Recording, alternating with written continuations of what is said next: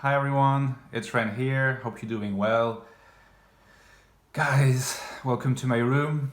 In this video, as you might have inferred from the somewhat provocative title, that I'm going to try to make an argument to the effect that Myers Briggs, the Myers Briggs model of personality types, is a scientific model.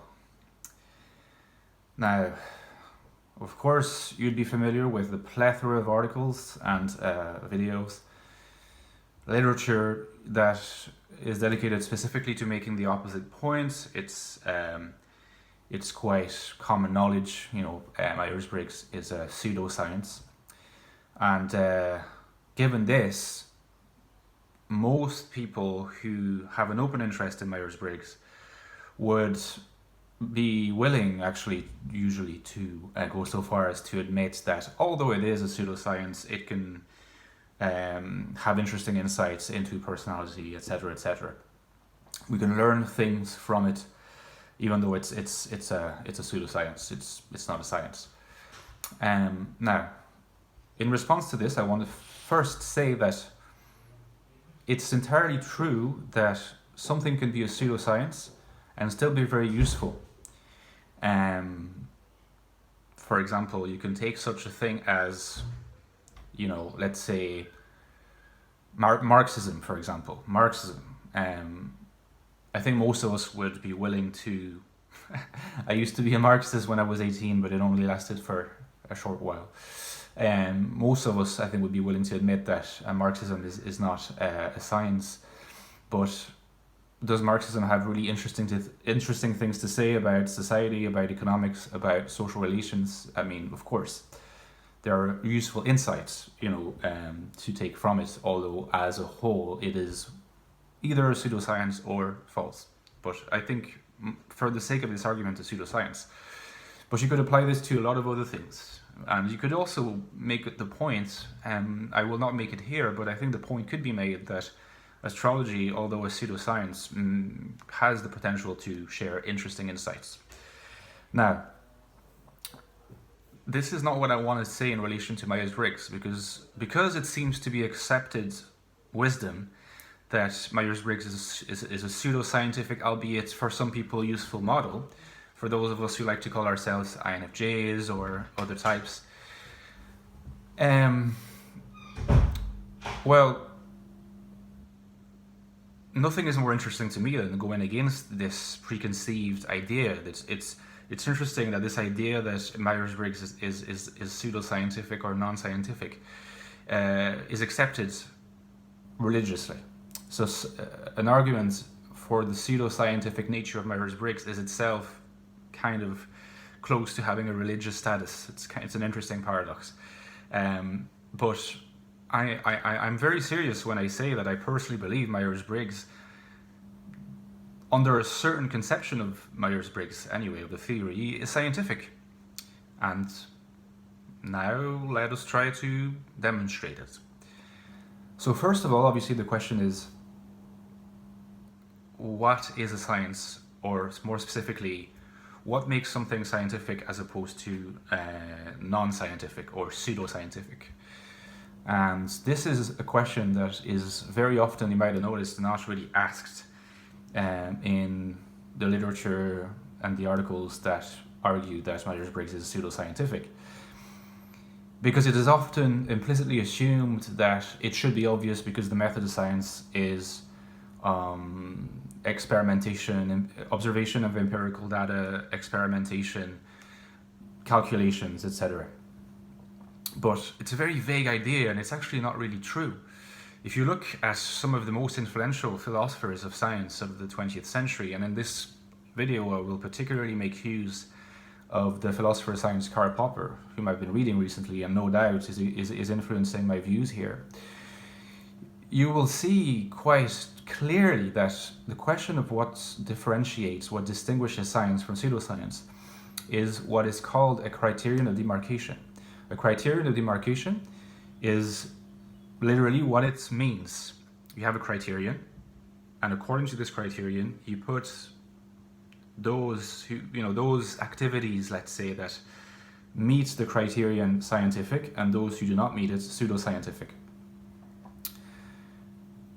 Keeping in mind that some pseudoscientific theories might be very interesting, like we just saw earlier in the case of Marxism, whereas scientific theories could be completely uninteresting. You could make you could devise a scientific theory that doesn't really have explanatory value, or that is trivial. Not every scientific theory is worthwhile. Basically, it couldn't be true without even necessarily being worthwhile. But note at the same time that if a scientific theory is false, it's still scientific. There's a big difference between a scientifically false theory and a pseudoscientific theory. A pseudoscientific theory cannot even be false. Okay?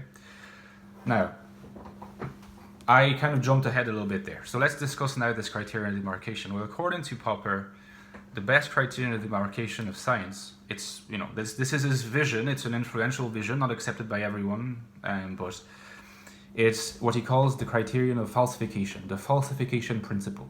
It's a very easy principle to understand. Basically, a theory is scientific if it can be falsified. That is, a theory is scientific if it can make hypotheses on the basis of empirical observations leading to predictions that will reveal whether or not the theory is true or false. Because if a theory is able to make a prediction, and the prediction can be verified, that's a very important part as well, the prediction can be verified empirically. So the theory makes a prediction that can be verified empirically, then the state of affairs takes place, and you look at whether the prediction was correct or not. If it's incorrect, the theory is false. If it is correct, the theory, according to Popper, would not be true, but it would be yet to be falsified. It's resisting falsification so far, right? And so it's getting an inching closer to the truth. But from the moment that a theory can be falsified, it's scientific. So you can see that it's not really a question of methods. Methods of scientists are incredibly variegated, and there's no set of axioms, no set of principles. It's a question of falsification. Popper discusses another criterion of demarcation for science, which is the criterion of induction, which he considers to be unsatisfactory, and which is a good reason why he decides to propose his own criterion. The criterion of induction is quite simple to explain as well. It means that you go out in the world, you make some observations about the world, and based on these observations, which you write down and you look at, you carefully scrutinize, you induce a theory, or rather, together with the theory, a number of hypotheses, which you can then present as part of a broader theory, and the hypotheses can be either verified or not. Now, the issue that Popper has with this particular criterion, and which is also why I will choose to opt for Popper's criterion later, is that he says it's an unrealistic criterion because it assumes that it's possible for people to go out in the world and make observations as a kind of intellectual tabula rasa. They just take in the information from the observations and then derive their hypotheses and their theory. What Popper says is that this is not true, because we're always operating, whether it's conscious or not, whether it's explicit or not, we're always operating with a theoretical framework. In the absence of a theoretical framework, our observations do not mean anything. They do not make sense. What imbues observations, empirical observations with sense, is a pre-established theoretical framework that we operate by to begin with. So there's a slightly more kind of Kantian, if you're familiar with the world of Immanuel Kant, a slightly more Kantian approach here in Popper, and which is why he considers the principle of induction cannot serve as the criterion of demarcation, because he essentially says, well, induction, in the certain sense, induction is impossible. And it's certainly impossible for induction to be the basis of science because of these reasons, because there's always theory that comes before observation. in any case, let's consider the falsification criterion. So we have this criterion, and now what we want to do is have a look at the Myers Briggs theory and consider the very simple question. We have a very simple question to ask now. Can the Myers Briggs theory be falsified? If it can be falsified, it is scientific. If it cannot be falsified, it is pseudoscientific. It's as simple as that. Now, the question is, what's the answer? What is fascinating about this conversation is that people who try to defend the Myers Briggs model at all costs by always trying to find reasons why a person is behaving in a certain way are making the model look unscientific because they're refusing the possibility that it could be falsified. Whereas it is perfectly possible, and in fact I think the preferable approach to consider that yes, the Myers Briggs theory can be falsified, and it's actually not that difficult to imagine a model which would be able to falsify it. So consider the following, for example, and I'm really just coming up with it. I came up with it a few minutes earlier.